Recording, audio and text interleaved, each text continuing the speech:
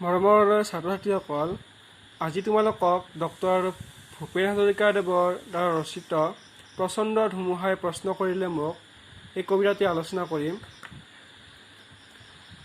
Doctor Bhupen Hazarika আছিল গীতিকাৰ আৰু সংগীতকাৰৰ লগত কি আছিল, এজন তেওঁ কবিও আছিল। তেওঁৰ মৃত্যু হৈছিল 2011 চনৰ নৱেম্বৰ মাহত। গতিকে তোমালোকে তেওঁৰ কবি পৰিচয়খিনি ভালকৈ চাবা, তাৰ পৰা প্ৰশ্ন আহিব পাৰে। এতিয়া আমি কবিতালৈ যাওঁ। আহচোন। যে প্ৰচণ্ড ধুমুহাই প্ৰশ্ন কৰিলে মোক, ডাঙৰ এটা ধুমুহাই কি কৰিলে, কবিক এদিন প্ৰশ্ন কৰিছিলে।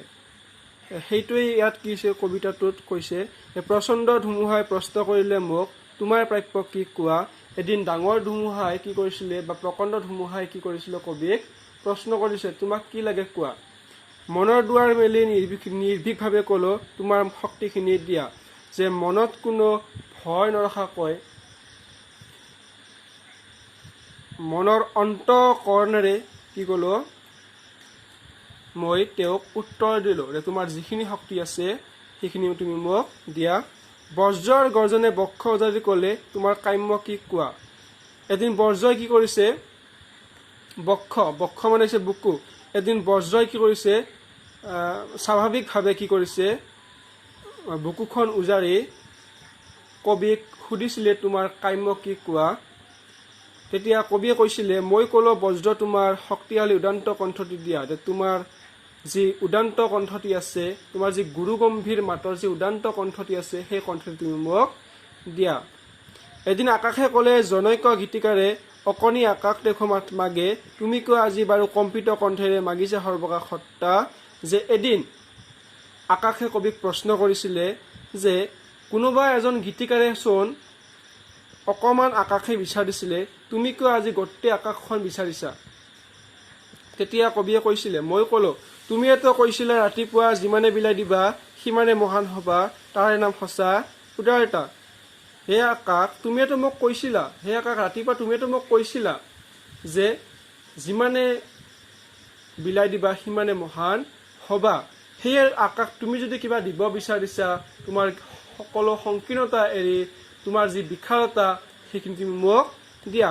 ইয়াৰ পৰা এটা অন্তৰ্নিহিত কথা লুকাই আছে, যে আকাশকনো কিয় কৈছে কবিয়ে, যে তুমিয়েতো মোক কৈছিলা যে ৰাতিপুৱা যিমানে বিলাই দিবা সিমানে মহান হবা। ইয়াত সূৰ্য বা বেলিৰ কথা কৈছে। যে সূৰ্য বা বেলিয়ে যেনেকৈ সকলো মানুহকে বা সকলো মানুহৰ জাতিকে কি কৰে, কোনো জাত ভেদ নকৰাকৈ কি কৰে, সকলোক পোহৰ দিয়ে। আৰু তাৰ ফলত কি হৈছে, সূৰ্য বা বেলিটো কি হৈছে, সদায় মহান, সকলোৰে মনত সদায় মহান। সেয়ে আকাশ তুমি যদি কিবা দিব বিচাৰিছা, তোমাৰ সেই সংকীৰ্ণতা এৰি তুমি তোমাৰ সেই শক্তি বা তোমাৰ সেই যি পূৰ্ণ বিশালতা, তোমাৰ যি বহল মন, সেইটো তুমি মোক দিয়া। প্ৰচণ্ড ধুমুহাই প্ৰশ্ন কৰিলে মোক, তোমাৰ প্ৰাপ্য কি কোৱা। মনৰ দুৱাৰ মেলি নিৰ্ভীকভাৱে ক'লো, তোমাৰ শক্তিখিনি দিয়া। যে এদিন ডাঙৰ ধুমুহা এটাই বা এদিন প্ৰকাণ্ড ধুমুহা এটা কবিক প্ৰশ্ন কৰিছিলে, তোমাক কি লাগে। তাৰপিছত কবিয়ে মনৰ অন্তঃকৰণেৰে বা মনৰ কোনো সংকিত ভাৱ নোহোৱাকৈ, কোনো ভয় নকৰাকৈ কবিয়ে ধুমুহাক উত্তৰ দিছিলে যে তোমাৰ যিখিনি শক্তি আছে সেইখিনি শক্তি তুমি মোক দিয়া। বজ্ৰৰ গৰ্জনে বক্ষ উজাৰি ক'লে, তোমাৰ কাম্য কি কোৱা। মই ক'লো, বজ্ৰ তোমাৰ শক্তিশালী উদান্ত কণ্ঠটি দিয়া। এদিন বজ্ৰই কি কৰিছিলে, কবিক প্ৰশ্ন কৰিছিলে যে তোমাৰ কামনা কি, তোমাৰ কাম্য কি। তাৰপিছত কবিয়ে কৈছিলে যে তোমাৰ যি উদান্ত কণ্ঠটি আছে, উদান্ত কণ্ঠ মানে হৈছে গুৰু গম্ভীৰ মাত। যে তোমাৰ যি গুৰু গম্ভীৰ মাতৰ উদান্ত কণ্ঠটি আছে, সেই কণ্ঠটি, তোমাৰ যি গুৰু গম্ভীৰ মাতৰ যি কণ্ঠটি আছে, সেই কণ্ঠটি তুমি মোক দিয়া। এদিন আকাশে ক'লে, জনৈক গীতিকাৰে অকণি আকাশ দেখো মাগে, তুমি কিয় আজি বাৰু কম্পিত কণ্ঠেৰে মাগিছা সৰ্বকাশ সত্তা।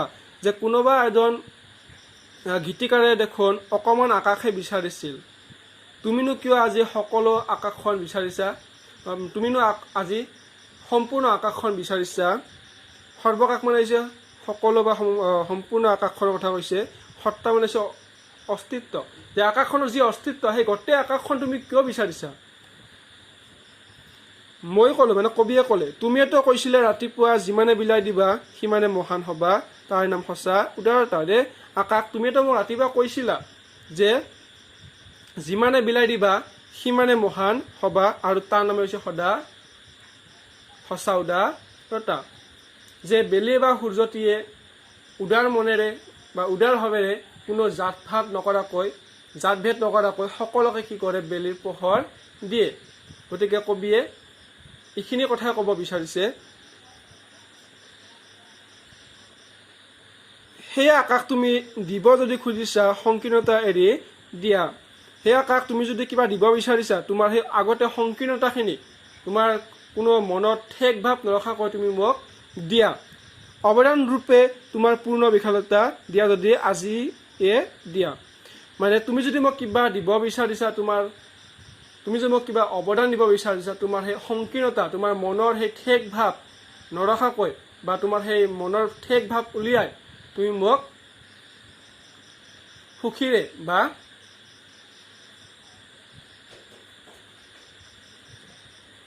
কোনো মনত ঠেক ভাৱ নৰখাকৈ তুমি মোক তোমাৰ সেই সংকীৰ্ণতা এৰি তোমাৰ পূৰ্ণ বিশালতাখিনি তোমাৰ বা তোমাৰ যি শক্তি, তোমাৰ যি বিশালতা, তোমাৰ যি দৃষ্টি, সেই সকলোখিনি তুমি মোক দিয়া। এতিয়া চোৱা, মহাকাশে দিলে মোক বিশাল দৃষ্টি আৰু ধুমুহাই প্ৰচণ্ড শক্তি, বজ্ৰই দিলে মোক উদান্ত কণ্ঠ আৰু দিলে সাহসৰ যুক্তি। কবিয়ে যাৰ পৰা যি বিচাৰিছিল সেই সকলোখিনি কবিয়ে পালে। মানে বজ্ৰয়ো কি হৈছে, তেওঁৰ কি কৰিলে, উদান্ত কণ্ঠটি দিলে, আৰু মহাকাশও কি কৰিছিলে, তাৰ বিশাল দৃষ্টিখিনি দিলে, আৰু ধুমুহাও কি কৰিলে, তাৰ প্ৰচণ্ড শক্তিখিনি দিলে।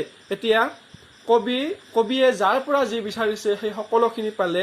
এতিয়া কবিয়ে বাৰু সেই সকলো বজ্ৰ বা বতাহ বা আকাশ, সেই তাৰ পৰা শক্তিখিনি আনিনো কি কৰিব চাওঁ। বজ্ৰৰ কণ্ঠৰে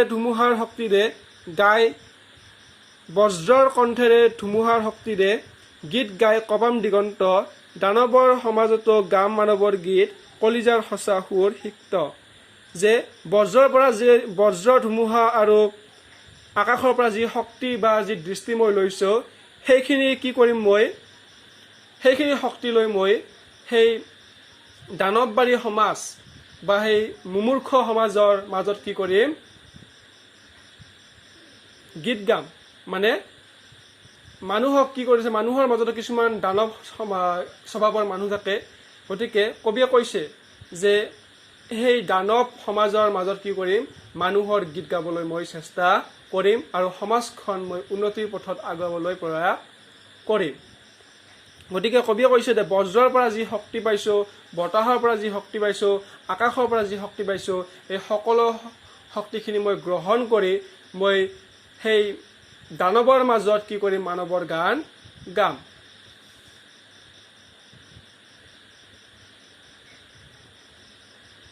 কলিজাৰ সঁচা সুৰ সিক্ত। যে কবিৰ যি মনৰ যি সঁচা অনুভৱ আছে, যি ভালপোৱা আছে, সেই সঁচা অনুভৱ, সেই ভালপোৱাৰে কি কৰিব, কবিয়ে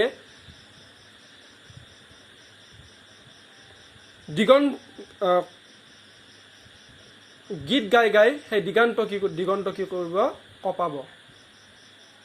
যে বজ্ৰ আৰু ধুমুহা আৰু আকাশৰ শক্তিখিনি লৈ কবিয়ে কি কৰিব, দানৱৰ মাজত মানৱৰ গীত গাব। অৰ্থাৎ দানৱসকলক মানুহ কৰিবলৈ কি কৰিব, প্ৰয়াস কৰিব। গীতৰ মাজেৰে কি কৰিব, দানৱসকলক মানুহ লৈ ৰূপান্তৰ কৰিবৰ কাৰণে, বা মানুহে যি তোমাৰ কৰ্তব্য, যি দায়িত্ব, সেই সকলোবোৰ পাহৰি কি কৰিছে, দানৱ হৈ গৈছে। গতিকে সেই দানৱৰ মাজত কবিয়ে মানৱৰ গীত গাই কি কৰিব, সেই পুনৰ আৰু সেই মানৱৰ গুণবোৰ দিবলৈ কি কৰিব, কবিয়ে প্ৰয়াস কৰিব। মুমূৰ্ষ মানৱক জীৱনৰ বিদ্যুৎ কিঞ্চিত যদি দিব পাৰোঁ, আকাশ ধুমুহা আৰু বজ্ৰক তাৰে বাবে শতবাৰ প্ৰণিপাত কৰোঁ। মুমূৰ্ষ মানে হৈছে মৃতপ্ৰায়, মানে জীৱ নথকা, মৃতপ্ৰায়। যে সেই মানুহৰ মাজত আৰু জীৱ নাই, মানে মানুহৰ যিবোৰ গুণ, যিবোৰ দায়িত্ব, সেইবোৰ মানুহৰ মাজত নাই। গতিকে সেই সকলৰ মাজত যদি মই কি কৰিব পাৰোঁ, তেওঁলোকক যদি মানুহৰ গুণবোৰ দিব পাৰোঁ বা মৃতপ্ৰায় মানুহক যদি মই জীৱন দিব পাৰোঁ, সেয়ে তাৰ বাবে আকাশ ধুমুহা আৰু বজ্ৰ তোমালোকক মই প্ৰণিপাত কৰোঁ বা নমস্কাৰ কৰোঁ। এইখিনিয়ে কবিতাটোৰ অৰ্থ আছিলে। কিবা যদি বুজি নোপোৱা মোক ক'বা।